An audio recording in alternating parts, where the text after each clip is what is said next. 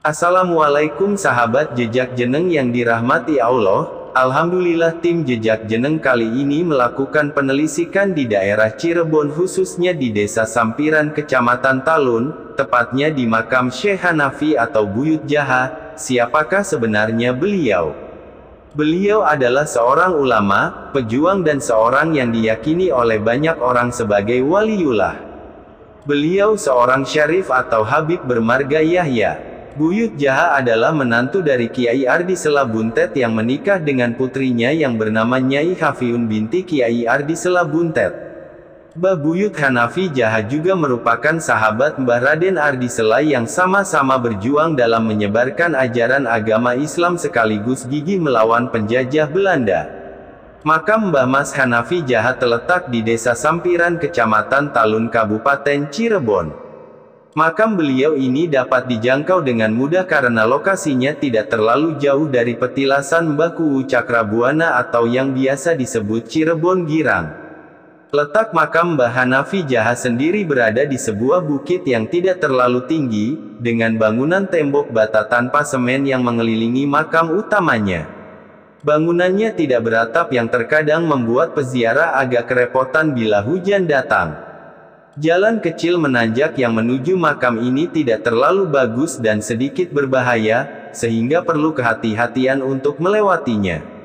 Seperti makam para ulama dan wali lainnya, makam Mbah Buyut Hanafi Jaha juga ramai dikunjungi pada hari-hari tertentu, terutama hari Kamis, Jumat dan hari-hari besar umat Islam. Apabila ingin berkunjung ke makam ini, ada baiknya siang atau sore hari, karena kalau malam gelap dan tidak ada penerangan. Hal ini dikarenakan beberapa kali dipasang listrik selalu saja mati dan tidak pernah menyala lagi, sehingga tak ada penerangan bila malam tiba. Berkaitan dengan Mbah Buyut Hanafi Jaha sendiri tak diketahui tempat di mana beliau dilahirkan, tak ada pula yang mencatat masa lahir dan tanggal kematiannya. Namun diketahui jika masa hidup Mbah Buyut Hanafi Jaha masih satu era dengan Mbah Mukoim, dan Kiai Ardi Sela Dawuan Sela Buntet, hanya saja usianya diperkirakan jauh lebih muda karena beliau adalah menantu dari Kiai Ardi Sela Buntet dan keponakan ipar Mbah Mukoim. Mbah Buyut Hanafi Jaha adalah putra dari Kiai Hashim bin Abdullah bin Hashim bin Musayyab bin Ahmad bin Yahya, seorang ulama keturunan Rasulullah S.A.W. Habaib bermarga Yahya. Ayah dan kakeknya dimakamkan di Ketingkring Wonosobo, sementara makam buyutnya yang bernama Kiai Hashim bin Musayyab dimakamkan di Kutai Kartanegara, Kalimantan.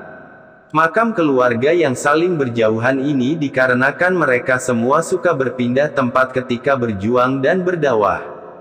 Mbah Buyut Hanafi Jaha menikah dengan Nyai Hafiun putri dari Kiai Ardi Sela Buntet dan Nyai Alfan. Secara tidak langsung, Mbah Buyut Hanafi Jaha ini termasuk keponakan Mbah Mukoim, yaitu keponakan ipar karena Nyai Alfan adalah adik dari Mbah Mukoim pendiri pesantren Buntet Kiai Yahya, dan Kiai Ismail pendiri pesantren Pesawahan, Cirebon. Mbah Mukoim, Kiai Yahya, Kiai Ismail, dan Nyai Alfan adalah anak-anak dari Kiai Abdul Hadi.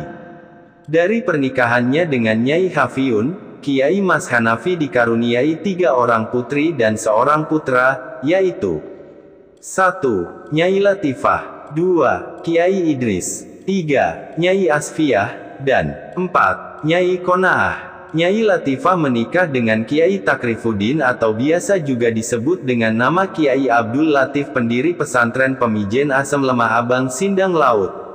Kiai Idris menikah dengan 3 wanita dan dikarunia beberapa anak, dan putra beliaulah yang akhirnya melanjutkan jejak Mbah Buyut Hanafi Jaha dalam berjuang dan berdakwah. Dan diantara putra Mbah Idris yakni Mbah Zaid, punya putra Mbah Ismail, Mangir Sliek Indramayu. Makam Kiai Idris sendiri berada di Mekah.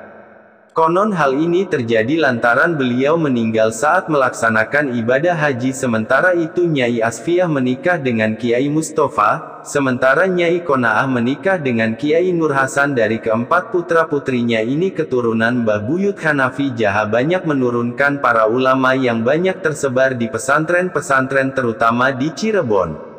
Semasa hidupnya Mbah Buyut Hanafi Jaha dikenal sebagai ulama yang berilmu dan berwawasan luas karena keilmuannya yang mumpuni dalam bidang agama, maka pada akhirnya beliau dikenal luas oleh berbagai kalangan karena hal ini pula yang membuat pihak Keraton Kanoman yang mengetahuinya hendak menjadikannya sebagai seorang mufti atau ulama keraton.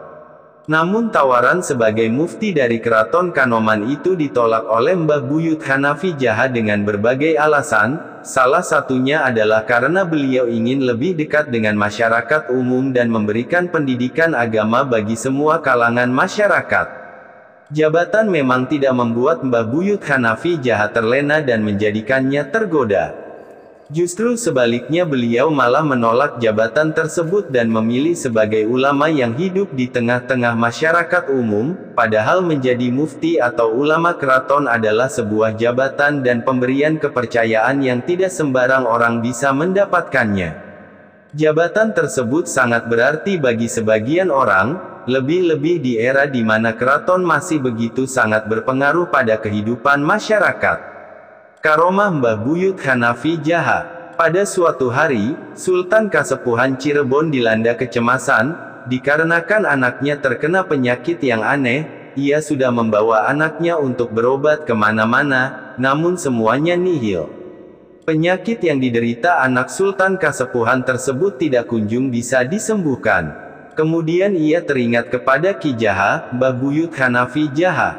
Ki Jaha merupakan orang yang sakti. Sultan Kasepuhan memanggil Ki Jaha untuk mengobati anaknya. Setelah Ki Jaha memeriksa anak tersebut, Ki Jaha mengatakan bahwa anak tersebut sakit karena gangguan jin. Lalu Ki Jaha pergi ke Gunung Ciremai Kuningan untuk mencari bangsa jin. Setelah sampai di Gunung Ciremai, Ki Jaha menangkap ketua jin.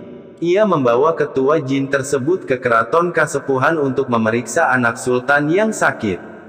Setelah diperiksa, ketua jin tersebut mengatakan bahwa anak tersebut tidak diganggu olehnya, tapi diganggu oleh jin yang ada di lautan. Kemudian Ki Jaha pergi ke laut yang dimaksud. Ketika mengetahui kedatangan Ki Jaha, para jin yang ada di laut ketakutan dan lari untuk bersembunyi. Mengetahui hal tersebut, Ki Jaha hanya tersenyum dan berkata dalam hatinya, "Silakan kalian bersembunyi kemanapun, karena pasti akan ketahuan." Karena kesaktiannya, maka jin-jin tersebut tetap dapat ditemukan oleh Ki Jaha. Ia menangkap 7 jin dan membawanya ke Keraton Kasepuhan. Sebelum diminta mengobati anak yang sakit, Ki Jaha bertanya kepada 7 jin tersebut perihal penyebab sakitnya anak tersebut. Salah satu jin tersebut menjawab, "Memang sebenarnya anak ini diganggu oleh kami, karena anak ini telah berbuat kurang ajar. Masa kami sedang berkumpul enak-enak, malah dikencingi. Ya tentu kami balas perbuatannya itu." Ki Jaha menjawab, "Kalian perlu mengetahui bahwa anak ini tidak sengaja mengencingi kalian. Anak ini tidak mengetahui bahwa ada kalian yang sedang berkumpul di sana. Seandainya anak ini mengetahui ada kalian di sana, baru melihat wujud kalian saja, dia pasti sudah ketakutan. Dia tidak akan berani mengencingi kalian. Jadi sekarang, tolong obati anak ini sampai sembuh." Setelah mendengar nasihat dari Ki Jaha, akhirnya para jin tersebut mengobati anak tersebut. Seketika, anak tersebut sembuh. Itulah salah satu karomah Mbah Buyut Hanafi Jaha yang disegani oleh bangsa jin. Oleh sebab itu, wasiat Ki Jaha tersebut masih dijalankan atau dilestarikan oleh anak cucunya hingga saat ini. Dalam buku Silsilah Keturunan Buyut K. Abdul Qohar Penghulu Besar Cirebon yang disusun oleh Kiai Haji Mahmud Rois, wasiat yang diwariskan oleh Mbah Buyut Hanafi Jaha untuk anak cucunya. Pesan tersebut berbunyi, "Aja wuruk sudi gawening anak putune Ki Jaha. La ilaha illallah Muhammadur Rasulullah." Artinya, jangan berani mengganggu anak cucunya Ki Jaha. La ilaha illallah Muhammadur Rasulullah. Kalimat tersebut diucapkan ketika melewati atau sedang berada di tempat angker, dalam bahasa Cirebon, disebut sungil. Namun, ada sebuah kisah yang perlu diketahui di balik pesan yang disampaikan untuk anak cucu Ki Jaha tersebut.